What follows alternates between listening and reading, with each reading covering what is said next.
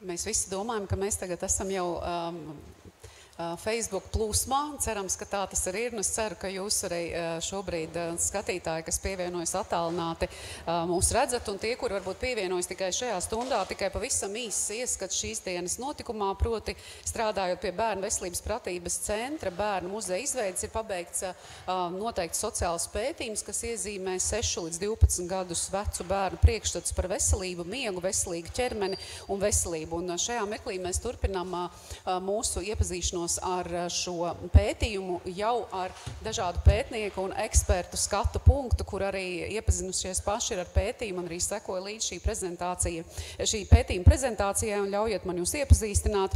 No manis šeit pa labi sēž Ieva Salna, Pauls Radiņa medicīnas vēstures muzeja pētniece. Sveiki, Ieva. Tālāk šeit ir Nikita Bezberodovs, metodiskās vadības centra vadītājs bērnu psihiskās veselības jomā. Labdien! Līga Bērziņa, Latvijas autisma apvienības vadītāja, un pašā galā, vis tālāk vismaz no manis, bet tuvāk savukārt atkal Līga ir Sanita Ungura, draudzīga aicinājuma Cēsu valsts ģimnāzijas bioloģijas un dabaszinību skolotāja. Muzejs ar šo pētījumu arī vēlas likt uzsvaru secinājumam, ka šie dati mums ļauj domāt par noteiktas paaudzes bērnu atšķirīgāku nedaudz skatu, augstāku emocionālo inteliģenci, spriežot par citiem cilvēkiem, spriežot par sevi un arī domājot par to, ka netiek konkrēti izdalīti cilvēki pēc noteiktiem parametriem, kas varbūt kādā reizē mums ir šķitis pašsaprotami. Varbūt jūs pirmais iespējas par šo un arī sajūta, kā jūs izjūtat šo pētījuma secinājumus. Jā. Jā, muzejam šis ir fantastiski liels solis tādai pretī jaunajam bērnu muzejam, kura pamatā jau ir bijis tas centrēt bērnus un likt viņus galvenajā pozīcijā tam, lai viņi paustu tos savus viedokļus un uzskatus, kas ir visnotaļ atšķirīgi, mēdz būt atšķirīgi no mūsējiem un no tā, kas ir stereotipiski pieņemts sabiedrībā, tie skaitā uzskati par veselību. Un ko šis pētījums atklāja un parāda ar savām, arī mūsu Latvijas kontekstam unikālajām metodēm auditorijai, ir, ka bērniem vecumā no 6 līdz 12 pētījuma dalībniekiem ir fantastisks potenciāls izprast citādo, uztvert atšķirīgas pieredzes, ne tikai raugoties no savas dzīvotās pieredzes, bet arī kaut kā izrādīt to empātiju un absolūti spēt tā identificēties ar citiem cilvēkiem. Jautājums ir par emocionālo inteliģenci. Pirmais, kas man tiešām iekrita acī lasīt arī pētījumu, man kā arī šķita, ka tas ir fantastisks tāds šķersgriezums, kas atspoguļo ne tikai šīs paudzes vispār priekšstatus un zināšanas, bet mans iespējas ir, ka ļoti labi raksturo vispār Latvijas sabiedrības valdošas priekšstatus, jo, kā jau kolēģi antropologi prezentē, nav iespējams izvairīties no normatīvām atbildēm. Ja, tas, ko bērni ir atnesuši, un kas ļoti labi vizualizējas tais citātos un pētījuma rezultātos, patiesībā ir tas, kas sabiedrībā dotajā brīdī valda. Ja, un no šī viedokļa viens, tur arī man šķita interesanti un patīkami redzēt to, kā bērni interpretē to pašu, piemēram, funkcionēšanas traucējumus, un tas ir tāda dažreiz diskusija, gan konteksta, piemēram, ar neiropsihiskās attīstības traucējumiem, vai tā ir slimība, vai nav slimība, kas ir slimība un kas nav slimība, vai cilvēks, kuram ir kustību traucējumi, viņš ir slims vai nav, vai cilvēks, kuram nav kājas, bet viņš ir spējīgs funkcionēt ar moderno protēzi, vai viņš ir slims vai nav, vai cilvēks, kuram ir bišķiņa atšķirīga smadziņu nobriešana, vai viņš ir slims vai nav. Ja? Un tā diskusija, es domāju, ka diezgan labi rezultātos arī parādās, ka tie dažādi viedokļi un dažādas interpretācijas. Bet kas man lika arī aizdomāties, ir tas konteksts par par to, kā tiek uztvertas vispār emocijas. Jo viens ir, ka bērni izskatās, ka ir spējīgi diezgan labi emocijas atpazīt, varbūt nosaukt, tādā ziņā viņam piemīt emocionāla inteliģence, bet ja mēs vērtējam tos pētījuma rezultātos, tur ļoti skaidri parādās, ka mēs kā sabiedrība kopumā, ja mēs runājam par bāzes afektiem, ja, tad, kas ir gan pozitīvie, patiesībā pozitīvs ir viens prieks, un vispārējie bāzes afekti ir negatīvi. Tā evolūcija ir iekārtojusi, un negatīvie afekti ir daudz svarīgāki par pozitīviem izdzīvošana, ja, tā kā negatīvās emocijas, dusmas, riebums, bailes, ja, tad ir ļoti, ļoti svarīgas. Bet mēs kā sabiedrība, un šeit droši vien, es pieņemu, ka tā nav daļa no latviskās dzīves ziņas, bet globalizēta rietumu sabiedrība, ja, tad negatīvos afektus medikalizē.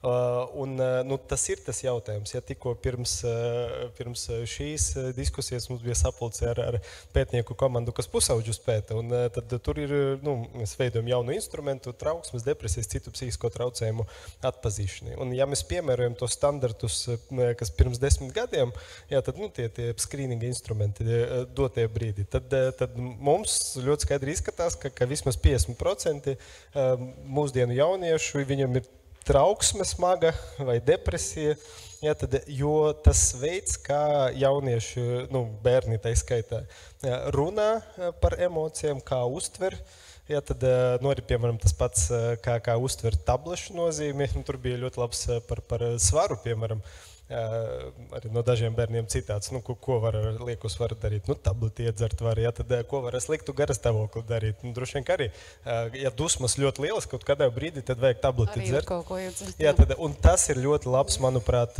tas komentārs par sabiedrības kopējo pašreiz stāvokli, par kuru ir vairs diskutēt un domāt diezgan daudz. Jā, un paturpinot joprojām par šo pašu emocionālo inteliģenci, Līga, kā jums šķiet, vai tas, ko mēs redzam, un arī mazliet varbūt arī Sanitai, jau padziļinātāk jums abām šis pats jautājums, bet par to, tad vai mēs šajā visā tiešām redzam kopējo ainu, no kā nav iespējams bērnus pasargāt, un varbūt arī nevajag, bet šoreiz to nav jautājums, tātad vecāku ietekme, tīmekļa, ja viņa paša pieejamā informācija, ar kuru viņš palēnām iepazīstas, un viņa paša pieredze, uz ko arī pētnieki ir norādījuši, ka šie 3 ietekmējušie faktori ir tie, kas rada šo rezultātu, ja, ko iegūst abas jūs, viena un otra. Jā, es arī droši varu sākt. Man liekas, ka tas ir tāds ļoti precīzs atspoguļojums, ka tur jau arī veidojas tā bērna emocionālā inteliģence, kur viņi radīsies. Vai tas nozīmē, ka mēs visa sabiedrība, tas, ko Nikita teica, šobrīd esam šajā pozīcijā, mēs it kā spriežam par bērnu atbildēm, bet patiesībā, ja mēs spriežam par to, ko viņi atkārto, plus pieliekot pagaidām savu nelielo pieredzi. Bērni jau tā savu pieredzi veido. Viņi atkārto to, ko viņi ir pieredzējuši, un tad viņi uzslāņo savu unikālo pieredzi, un to viņi ļoti labi parādīja. Tad, kad viņi atbildēja uz jautājumiem, es to esmu piedzīvojis, un atbildēs sniedz šo uzzināto pieredzi, miksējot ar to savu pieredzi. Un tur, kur viņi nebija tā mana paša pieredze, tur es tā kā atbildēju to, ko es esmu dzirdējis. Ja? Un skaidrs, ka tas ir ļoti liels izaicinājums, kur pētnieki arī pieminēja TikToku. Man liekas, ka tas ir ļoti liels izaicinājums šobrīd sabiedrībai. Jo nevienmēr tas ir patiesība, ko bērni tur ierauga, un nevienmēr viņi apspriež to patiesību pēdiņās, ko viņi tur ierauga ar kādu pieaugušo, kurš varētu palīdzēt. Līdz ar to tas ir jauki, ka mēs uz pētījuma balstīsim muzeju, kur mēs uzzināsim gan tās vajadzības, ko šobrīd sabiedrība parāda caur bērniem, gan reizē tas ir izpētīts, ko tad tieši vajadzēs bērniem. Ja? Kas ir tas pasūtījums, ja tā var teikt. Tā kā es ļoti priecājos, ka muzejs tiks veidots uz pētījuma bāzes. Nevis vienkārši, ko mēs pieaugušie izdomājam, ko bērniem vajadzētu. Līga un šī emocionāla inteliģence no iejūtības viedokļa, ko mēs redzam? Es varu no Autisma apvienības perspektīvas runāt, un no mūsu perspektīvas bērni ir labāki nekā pieaugušie. Daudz labāki. Un mēs to redzam ļoti bieži, un arī, es domāju, arī medicīnas muzejs ir to arī piedzīvojis un arī redz, jo tāpēc, ka jūs esat atvēruši mums durvis, un mums arī notiek Autisma apvienībai šeit darbnīcas arī brāļiem un māsām, un arī vecākiem, ja viņi ir gatavi pievienoties. Un arī ne tikai bērnu ar autismu, tas ceļš un viņu pieredze ir interesanta, bet arī brāļu un māsu pieredze, kas arī viņiem nāk līdzi, un mums ir bijuši tādi gadījumi, tā ka mēs esam arī muzejā, un tad ir kāds bērns, kuram ir stereotipiska uzvedība, kurš ir satraucies, un viņš staigā apkārt, un kāds pieaugušais nāk garām un saka, kas tu tur uzvesties nemāki. Un tad brālis saka, tu neredzi, ka viņam ir autisms? Un tas, ko mēs ļoti piedzīvojam arī sabiedrībā, ka arī brāļi un māsas, viņi ļoti brīvi runā arī ar draugiem, un arī mums Autisma apvienībā, tad, kad notiek pasākumi, un mēs tos pasākumus veidojam tiešām stilīgus, nevis, tu esi slims, jā, tev ir bēdīgi, tāpēc mēs taisīsim bēdīgus pasākumus, kur mēs darīsim lēnas lietas, ja, bet mēs tiešām meklējam tādas radošas pašizbausmes lietas un tādas aktivitātes, un mēs esam priecīgi redzot, ka nāk arī ne tikai brāļi un māsas, bet nāk arī draugi, klases biedri, un viņi tiešām arī autismu redz, kā tā kā viņš ir tādi paši kā citi, viņi neredz tur problēmu. Problēmu redz bieži vien pedagogi, kuri zvana un saka, kā jūs ar viņu tiekat galā, viņš neprot uzvesties. Jā, mēs bieži vien, diemžēl, arī redzam to, ka vecāki ienākot iekšā pa durvīm, mēs redzam pēc acu skatiena, jā, viņš mums tāds.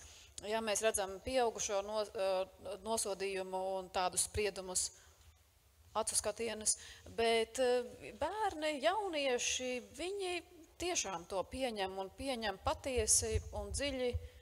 Un, jā. Turpinot šo, es gribētu arī mazliet varbūt nocitēt no pētījuma, proti, ka tas, kas arī minēts bija no pētniecēm, ka emocionālais stāvoklis ļoti bieži tiek minēts kā galvenais raksturlielums par cilvēka pašsajūtu, un vesels cilvēks tātad ir tas, kurš ir smaidīgs, ir kustībā, ir cilvēkos, nevis tas, kuram ir kāda varbūt šī cita pieredze, vai viņš ir ar kaut ko saskāries, un nav šī vēlēšanās dalīt veselajos un slimajos, bet tajā pašā laikā, neiztrūkstoši, kas varbūt vēl prezentācijā neizskanēja, parādās arī tas, ka nekur arī nav pazudis, ka ir šiem bērniem arī šīs citas attiecības un šai, ko mēs gribētu ticēt un kas apliecina lielākai emocionālai inteliģencei un ijūtībai, blakus tomēr pastāv šī arī ņirgāšanās vai izstumšana, un tas arī ļoti bieži parādās caur šo emociju. Redz pa puisi, kurš ir sportisks, bet varbūt ar viņu negribēs neviens draudzēties, jo viņš ir, viņam tur tādas pumpas uz seju. Viens saka, vienā no gados jaunāko bērnu diskusijām zēni norādīja, ka draugu apsmiešana vai cita veida aizskaršana viņos rada mērenas līdz pat vistrakākās iespējamās sāpes, iekavās ciešanas. Tātad paši pieredz to, jūt līdzi, bet arī apzinās, ka tas eksistē. Jā, viennozīmīgi, es domāju, ka ne tikai maziem, bet bērniem arī pieaugušajiem sociālā izstumšana, tā ir sociālā nāve. Tas ir, mums visiem ir milzīgas bailes no tā, un tas ir ļoti labi, ka bērni arī redz, un arī tie citāti, kā viņi arī vēroja šo, tie ir arī ārkārtīgi empātiski. Tas nozīmē, ka viņi atpazīst, un ja viņi atpazīst, tas nozīmē, ka viņi arī var palīdzēt.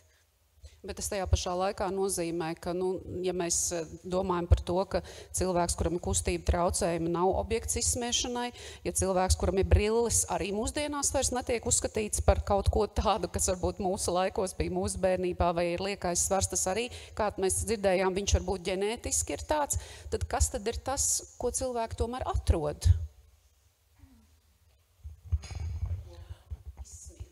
Es, protams, atļaušu plašāk kolēģiem komentēt par šo, bet, jā, manuprāt, tā emocionālās inteliģences un empātijas identificēšana, tas neizslēdz to ņirgāšanos, ko arī pētījuma rezultāti parāda, kas ir, daudz mazi cilvēki, kas mēģina saprast sevi un pasauli sev apkārt un kaut kā tajā ierakstīties, kas ir nonākuši, skolas kontekstā pēc nejaušības principu. Tur notiek dažādas lietas. Bet, Es no savas puses, viena lieta, ko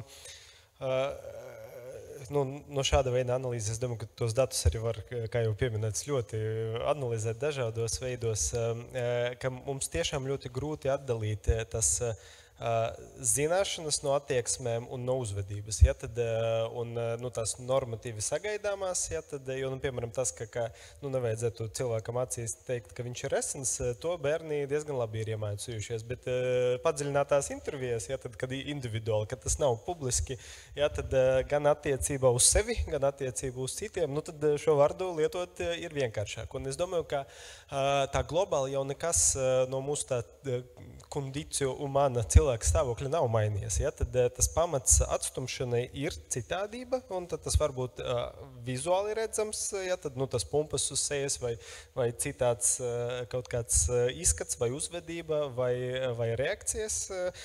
Un tas, kas ļoti labi, man liekas, ka arī no tiem pētījumu materiāliem izriet tā bērnu gatavība iesaistīties, un mēs esam primāti, tur nekas nav mainījies. Ir mazā grupa, ja tad ir es, mana ģimene, mani draugi, un tas ir tas, kur es esmu gatavs aktīvi tur iet un, piemēram, aizstāvēt kādu, par ko ņirgājas, ja tad vai iesaistīties kautiņā. Ja tad, ja mēs runājam par tālāko to sociālo loku, tad tur es labāk bišķiņ paiešu garām vai neiesaistīšos, un tā ir problēma, piemēram, ja mēs runājam par ņirgāšanos, ja, tad vispār, uz ko ir vērstas liela daļa tas visas skolas visaptverošas pret bullyinga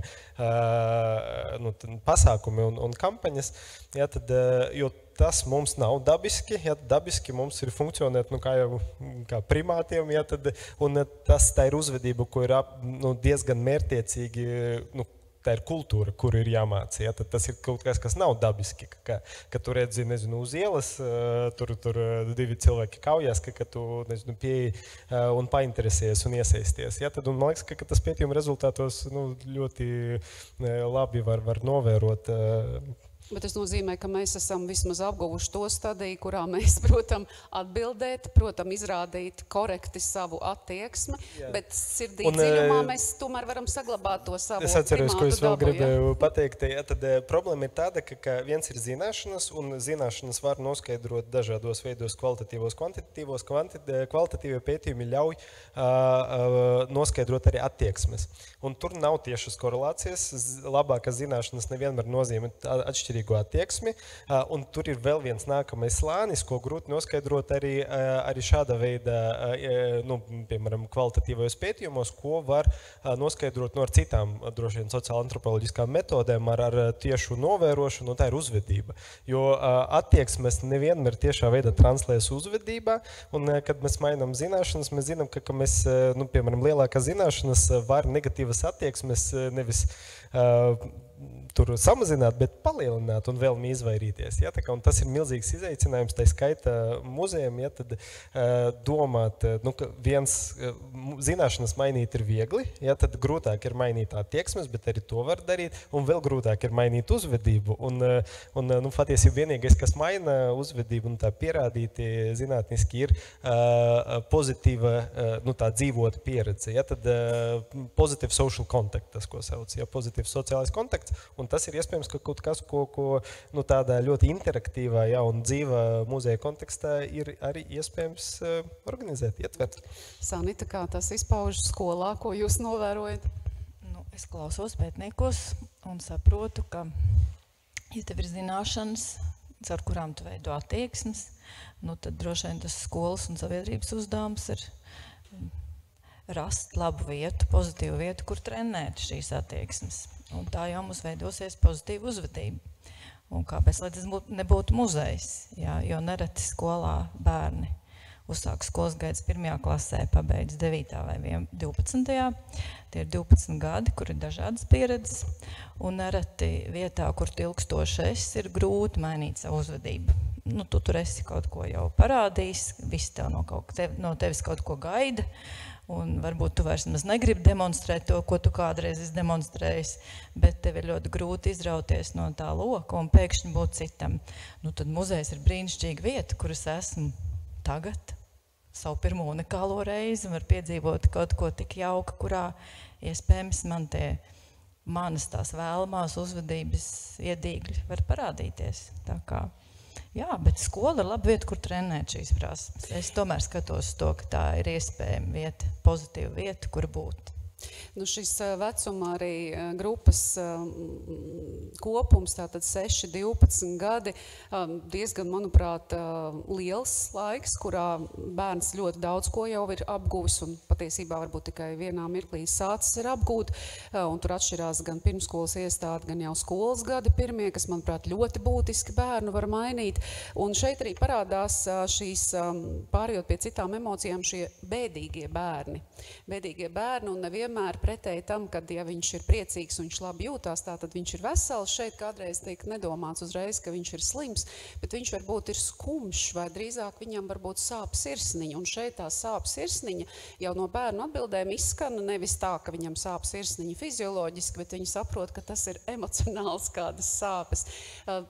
Kā jūs vērtējat jauniešu bērnu spēju šo skumīgāko emociju atpazīšanā un domās, ko ar to pēc tam var darīt, jo tas nākamais jautājums pēc tam man būs par dusmām, bet tad vispirms varbūt par to skumīgumu.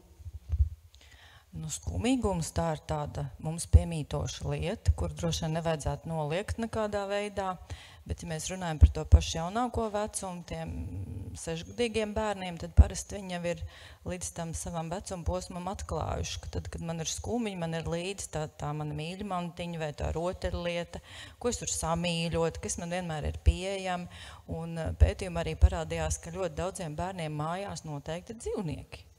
Nu, par tiem kaķiem. Nu, kur viņi citur to, ka kaķis tur pieglaužās vai kaķis noņem. Viņš nāk tad pie manis, kad man ir augsta temperatūra, nevis tāpēc, ka es būšu vesels, bet kaķis sildās pie manis, ja, un līdzīgi tādi secinājumi.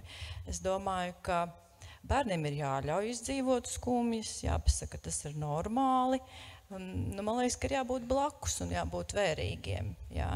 Un tas, kas, teiksim, tādā vecākā vecuma posmā, nu svarīgi, lai tajās skumjās ļoti neiedzīvojas. Nu, tā kā neuzkavējas viņās ilgi, bet man liekas, ka skumjas ir ļoti normāls emocijas. Nu, lūk, un te uzreiz arī dusmas, vai jūs nākamajā atbildēs varat sasaistīt šīs, un tomēr mēs vienmēr sakam, nu nedusmojies, ja? Nu beidz dusmoties. Tas arī pētījumā ļoti interesanti iezīmējās, ka tās dusmu reakcijas tiek visnotaļ daudz individualizētas, ka tas risinājums, ko bērns ir izdomājis, kā tagad tik galā ar dusmām, ir aiziet istabā, aiziet kaut kā mēģināt relaksēties. Un tas izrietot arī no tā, kas tika teikts nedaudz iepriekš par to, ka, principā ģimene ir tas primārais avots, no kura bērns uztver, kā viņš varētu mēģināt tagad reaģēt uz dažādām stimulācijām, dažādiem apstākļiem un situācijām. Emocionālā regulācija un kaut kāda dusmu interpretācija nekā citādāk, kā tas ir slikti vai skumjas, tam ir jātiek pāri un jo ātrāk, jo labāk. Tas droši vien ir arī ļoti par vecāku emocionālo regulāciju un par to, kā paši pieaugušie izprot to, kas ir dusmas un skumjas un kā mums ir iemācīts un kā mēs reproducējam to tālāk saviem bērniem. Tāds viss komplicēts process. Varbūt mēs neprotam dusmoties. Mums dusmas saistās ar nekontrolētu, iespējams pat agresīvu uzvedību, kaut kādā mērā, un mums uzreiz tāpēc ir pirmais noliegums, taču nedusmojies. Jā, kā izstāstīt bērnam dusmojies, jā, labi, te ir nomierinies vēl, bet kas notiks, ja es nedusmošos, jā, bet manī iekšā tā dusma paliks, vai otrādi, es nezinu, izārtīšos, un kā tad es pēc tam atbrīvošos? Jā, es arī vēlos sākt ar vecākiem, jo mēs esam tomēr tāda Instagram, TikTok paudze, un tas nozīmē, ka mēs redzam šo... Mēs vai bērni? Sāksim ar mēs pieaugušajiem. Un mēs redzam šo ideālo ģimeni, ja, ka tātad tie ir smaidīgi, laimīgi, un līdz ar to arī daudziem vecākiem ir tā sajūta, ka tajā brīdī, ka bērns saskarās ar sarežģītām emocijām, vienalga vai tās ir bailes vai skumjas, dusmas, tad... Vecākiem var rasties arī šī vainas apziņa, ko es daru nepareizi manā dzīvē un kā tagad es ļoti ātri varētu efektīvi atrisināt, lai tā bilde sabiedrībā manās acīs būtu atpakaļ tāda, kādu no manis pieprasa sabiedrība, šī veiksmīgās sabiedrības modelis, un līdz ar to arī tādā ātrā tempā mums nevienmēr ir laiks un zināšanas kā vecākiem, nu, kā runāt ar bērniem par šīm sarežģītajām emocijām un arī kā tās nosaukt vārdā. Un, protams, autisma gadījumā tas ir super sarežģīti, jo tāpēc, ka bērniem ar autismu vispār ir ļoti sarežģīti atpazīt savas emocijas, un līdz ar to tāpēc es arī biju priecīga redzot pētījumā arī šos zīmējumus, jo tāpēc, ka tas, ko mēs bieži vien arī ar bērniem ar autismu sākam, ir, kad, kurā vietā tev šī emocija ķermenī dzīvo, un tad pēc tam mēģināt saprast, kas ir šī par emociju, bet jā, tā kā līdz ar to šī emociju regulācija tiešām sākas arī ar vecākiem un arī ar vecāku laiku, vai viņam ir laiks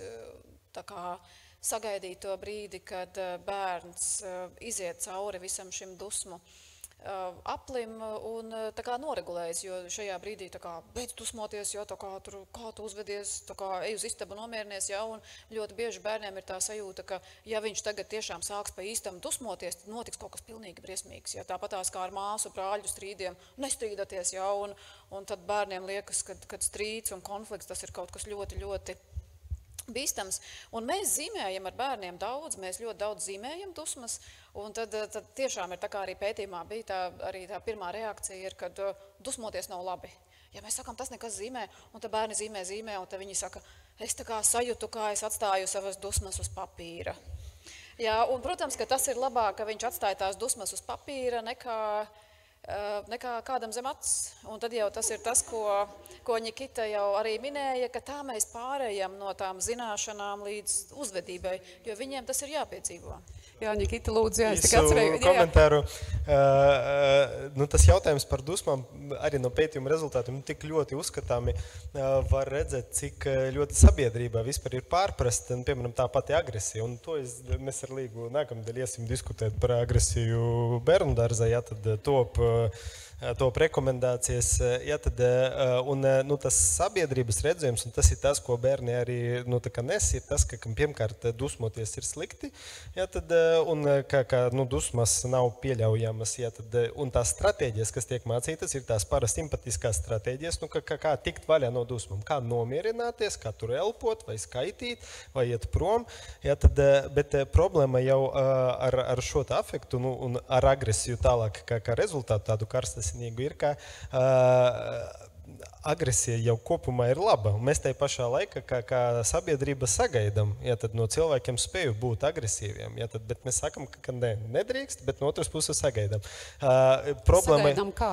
Problēma jau tāda, ka tas, ko mums būtu jāmāca bērniem, ja tad nevis nebūt agresīviem, bet būt agresīviem pareizā, sociāli pieņemamā veidā un laikā. Ja? Jo, ja cilvēks nav spējīgs būt agresīvs, viņš nav spējīgs funkcionēt. Ja tad, ja nav agresijas, arī pastāvēt par sevi un tādas lietas. Nē, piemēram, Latvija sagaida sasniegumus hokeja spēlē, ja tad, kā var būt sasniegums hokeja spēlē atbrīvotam un valstī, relaksētam? ja cilvēks nav spējīgs būt agresīvs, ja tad, un no šiem pētījuma rezultātiem to ļoti, ļoti skaidri var redzēt, ja tad, ka mums ir šīs te ļoti vienpusējs fokus un koncentrēšanās uz negatīvo bāzes afektu, tām kaut kādām bīstamām īpašībām, un mēs absolūti bērniem nemācam par to, kā tas var būt, šīs jūtas, emocijas, kā viņas var būt produktīvas, labas, ja, kā viņas var palīdzēt viņam. Ja, tad, šauri definējam, vai ne? Šauri definējam. Un otrā lieta, arī papildinot Nikitu, ir mēs nemācam gradiāciju. Tas nozīmē, ja mēs esam vai dusmīgi vai priecīgi. Jā, un šajā brīdī, bet dusmas var būt arī drusciņu dusmas, un dusmas var būt 4 un 10, jā, un līdz ar to mums ir kādās situācijās labāk ir dusmoties uz vieninieku, un kādās situācijās tiešām mums ir jāiet uz kādu 7, 8, 9, ja mums savādāk mums ir tā kā no 0 līdz 100 visu laiku, vai tu esi laimīgs, vai viss ir slikti. Tad, kad tu spēlē futbola treniņā, tad, lai tev agresija ir 10, mājās, ja tu kaut ko izdari, tad agresija ir 1. Es domāju, ka futbola arī nevajag 10 agresiju. Nē, es tikai tā domāju par to, kādā veidā mēs nespējam to tiešām gan likt lietā, gan arī par to domāt. Jā, tieši tā. Sanita vēl?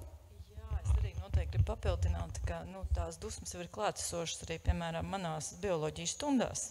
Jā. No kā puses? No pusauģu puses, tad, kad viņiem tiek lūgts kaut ko darīt laipni, vislaipnākā veidā, tas jau nenozīmē, ka tas viņus nesadusmo. Ļoti bieži tas nav tas, ko viņi vēlas, jeb ko viņi šobrīd labprāt darītu. Jā. Un jāsaprot, ka skolotāji šobrīd ļoti konkurē ar telefoniem, un tajā konkurencē mēs ļoti bieži zaudējam. Un skaidrs, ka viņa prāts ļoti bieži ar to ir nodarbināts. Bet tad, ja tu nosauc vārdā, es kā skolotāja nosauc vārdā, izskatās, ka tu, Pēter, šobrīd esi dusmīgs, tad tas arī atbrīvo. Tas ļoti atbrīvo. Un ja vēl Pēterim piedāvā, ko viņš var izdarīt, lai viņa dusmas mazinātos, jo viņam tomēr ir jāspēj sakoncentrēties uz atlikušajām 40 minūtēm un kaut kas jāizdara. Un tu piedāvā viņam iziet pagalmā, pelpot, vai vienkārši apskriet ap skolu. Tad sākumā viņš tā izbrīnīti skatās, bet tad, kad viņš atgriežas un saprot, ka kaut kas viņa ķermenī ir mainījies un viņš var uz atlikušo laiku koncentrēties, jo šajā brīdī mēs strādājam un tā nav līdz galam viņa izvēle, tad tas arī ir viens no risinājumiem. Tā kā, man liekas, ka ļoti, ja mēs nosaucam vārdā to, kas ar mums notiek, tas jau arī zināmā mērā jau atbrīvo mūs no saspīlēm. Man ļoti gribētos dzirdēt varbūt arī jūsu domas par to sadaļu, kas pētījumā tā caurvīja ik pa brīdim, kad bērni paši ne tikai definēja sajūtu vai par citu cilvēku sajūtām, bet bija arī tie, kur noteiktās situācijās gribēja iestāties vai par kādu, vai deva padomu, kā rīkoties, vai izdomāt, ka viņš tagad varētu palīdzēt otram, kā šo lietu atrisināt. Un te es vienkārši, lai ilustrētu, ko es ar to biju domājis, gribēju nocitēt par vienu 7-gadīgu meiteni, kas esot izstrādājusi savu vecāku strīdu pārtraukšanas metodi. Proti, viņa ir izveidojusi īpašu pudeli, kur iedod rokās vienam no vecākiem, attiecīgi vecākam, kam rokās ir pudeli, ir jāprasa piedošana otram. Un viņa saka, es uztaisīju tādu pudeli ar spīdumiņiem, un vienmēr, kad viņi strīdas, es paņemu pudeli, eju pie viņiem un prasu, lai viņi pakrata pudeli. Un tad viņiem ir jāpasaka piedod. Tātad, ko mums parāda šāda bērna rīcība un kā arī mēs visi, un muzejs tā skaitā, to noteikti var būt par šo, es teiktu, es nezinu, Nikita lūdzu palabot, par šo uzvedības maiņas nesēju, tātad mēs audzinām un uz citu rīcību, uz empātiskāku rīcību. Tas varētu noderīgs būt?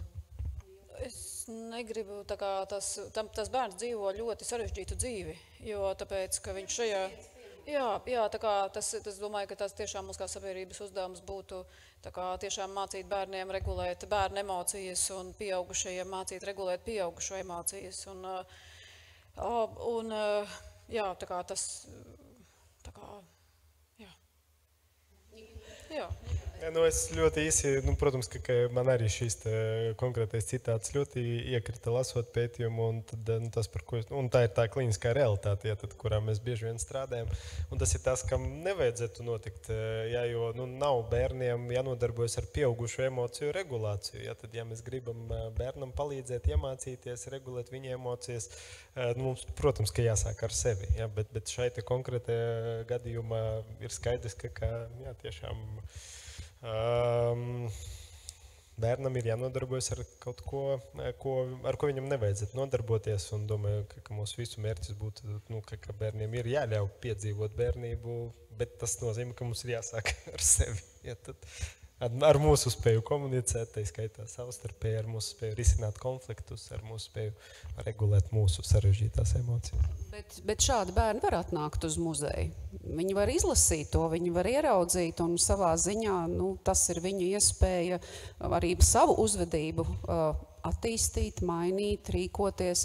Protams, te nav runa par to, ka tas viņiem būtu jādara dzīvē, es jums pilnīgi piekrītu, bet tā arī ir savu veidu empātija, ja piekritīsiet. Jā, un te ir tāda laba lieta, kur mēs tiešām liekam lielas cerības uz muzeja pedagoģiskajām nodarbībām, jo vismaz autisma apvienības gadījumā visbiežāk nevis vecāki ved bērnus uz muzeju, bet bērni ved vecākus uz muzeju.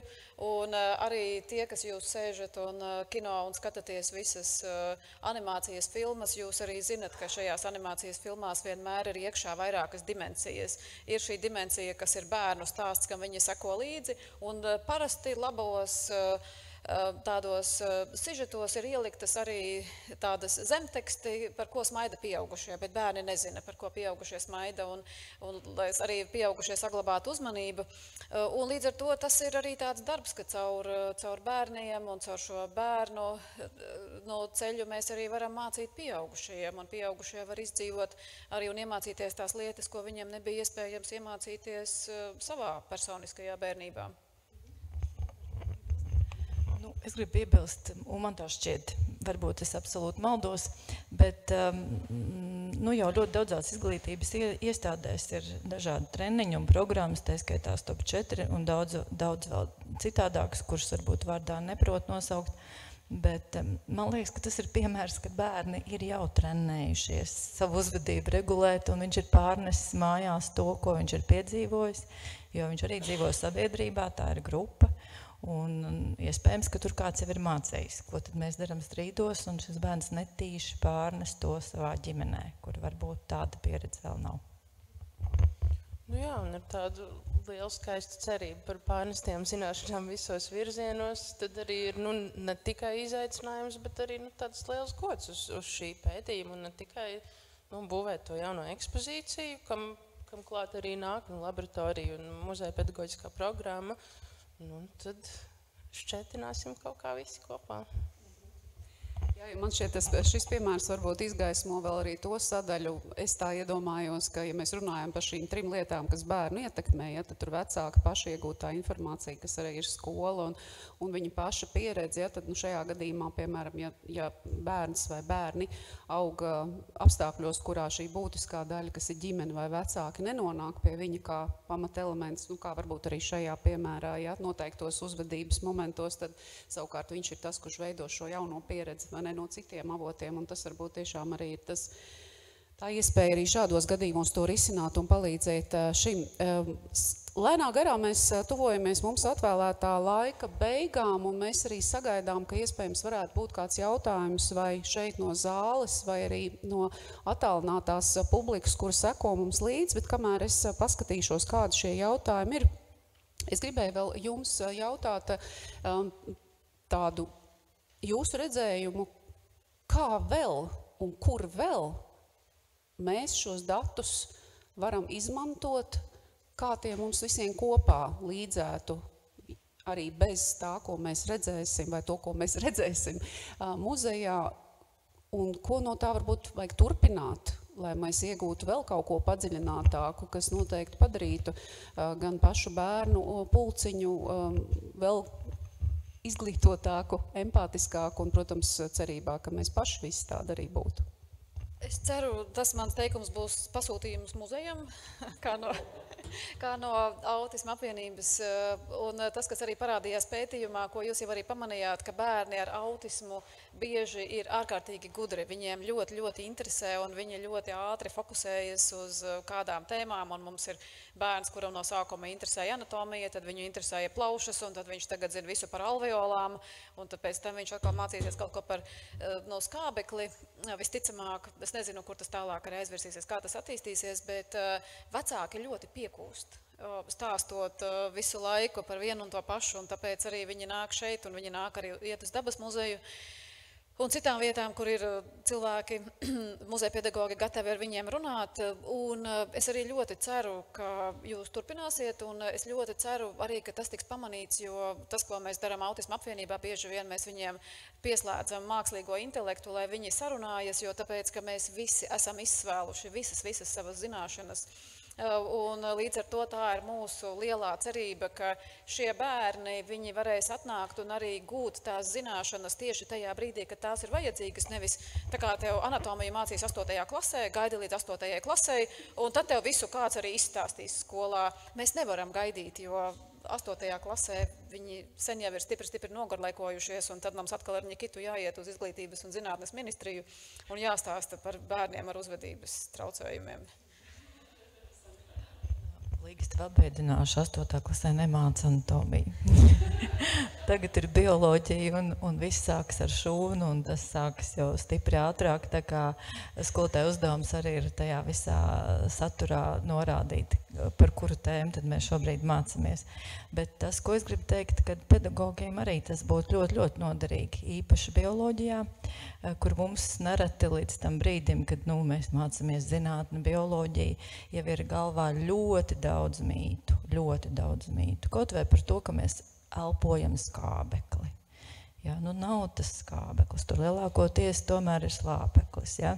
Tā kā daudz tādu mītu, kur caur šādiem pētījumiem un caur bērnu teicieniem mēs varam noķert, kur tad ir tās slidenās vietas, ko tie bērni atskaņo, bet kas nebūtu tā nav.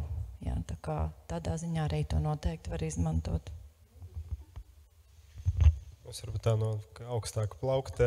Es jau pieminēju, ka mans tāds iespējas, lasot pētījuma rezultātus, ir, ka tas ir fantastisks tāds zinātnisks komentārs par pašreizējo kopējo sabiedrības stāvokli ar veselību pratību un lielā mērā ir tāds sabiedrības veselības pētījums. Un mēs ierasti, kad mēs runājam par kaut kādiem, politikas plānošanas dokumentiem, tad sabiedrības veselībā mēs jau balstamies lielākoties kvantitatīvā pētniecībā, un tas arī ir ļoti svarīgi, interesanti. Mums ir, skolu un veselības paradumu pētījums, kas tiek regulāri atkārtots, kas dod ļoti daudz labas informācijas, bet mans aicinājums būtu ņemt to kvalitatīvo pētniecību talkā, un kvalitatīva pētniecība var iedot kaut ko kvantitatīvais pētījums neiedos nekad. Jā, tad to tiešo dzīvoto pieredzi un piekļuvi, un tādā veidā var uzzināt kaut ko, var noformulēt tos jaunus jautājumus. Tā kā to noteikti vajadzētu izmantot kā pamatu, nākamajiem sabiedrības veselības pamatnostādnēm, jā, tad to rakstīšanai, bet tas, kas man arī, viena tēma, kas iekrita, kas šeit vēl nav izskanējusi, tas, par ko es ļoti daudz domāju, ir par to, kā mēs vispār izmantojam vārdus. Un kādas nozīmes mēs piešķiram vārdiem, jo, piemēram, jautājums par atkarību arī diezgan labi ir tai pētījumā vizualizējies. Tad, ka bērniem nav izpratnes par to, kā veidojas atkarība, bet problēma jau tāda, ka arī pieaugušiem nav izpratnes par to, kas ir atkarība, kā viņa veidojas, un to ļoti uzskatām var redzēt pašlaik tiek plānotas izmaiņas ārstniecības likumā kontekstā ar atkarību, un tiek rakstīt visādi informatīvi ziņojumi, un Saeimas deputātiem arī nav izpratnes par to, kā veidojas atkarība.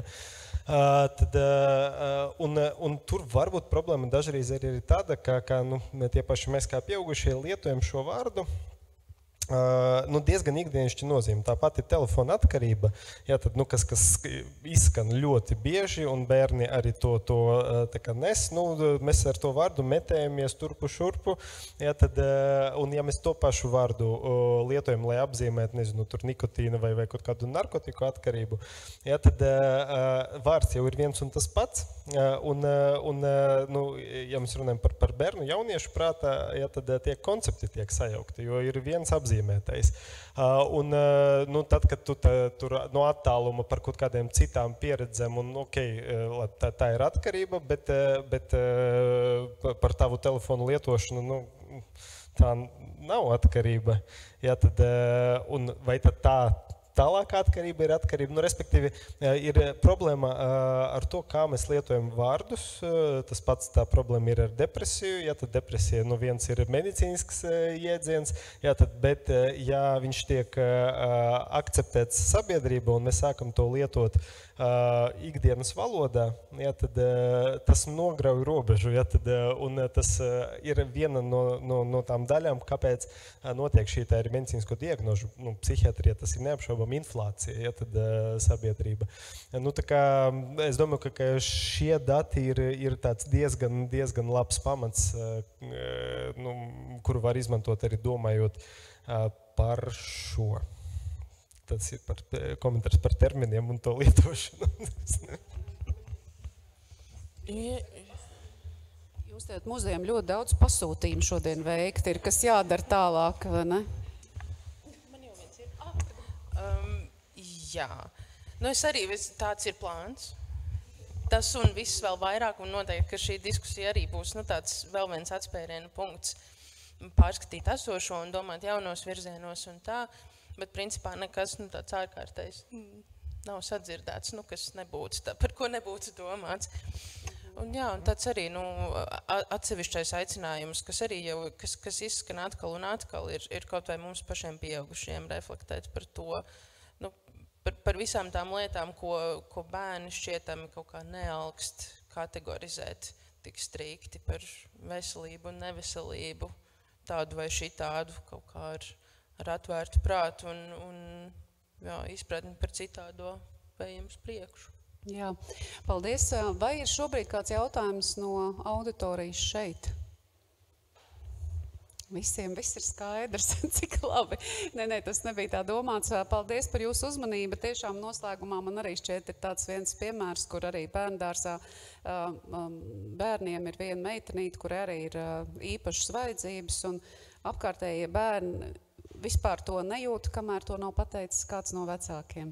Tā kā es domāju, ka tā arī ļoti tāda atbildi uz to, kas ir vesels vai nevesels cilvēks bērnu izpratnē.